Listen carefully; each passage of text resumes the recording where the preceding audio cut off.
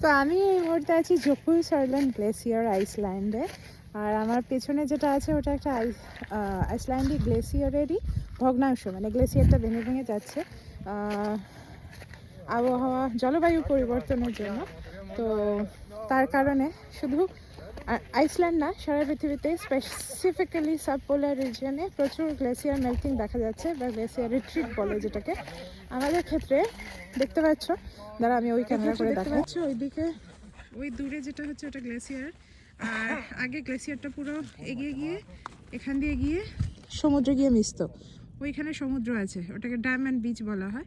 এখন যা আছে সেটা হচ্ছে গ্লেসিয়ারের ভাঙা ভাঙা অংশ। তাও এখন যেহেতু ঠান্ডা আছে, মানে শীতকাল এই সময়টা, ওই জন্য কিছু কিছু আইস জমা দেখতে পাচ্ছ। যেমন এগুলো হচ্ছে শীতকালের জন্য জমা আইস।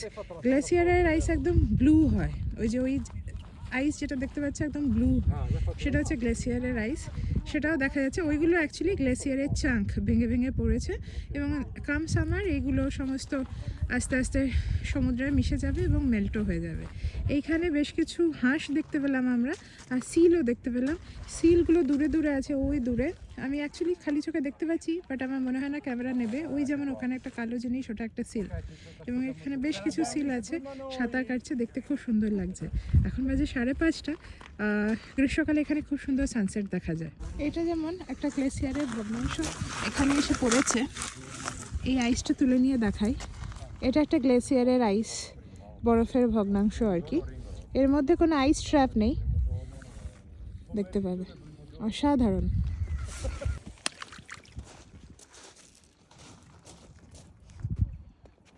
Questo qua mandamelo su WhatsApp.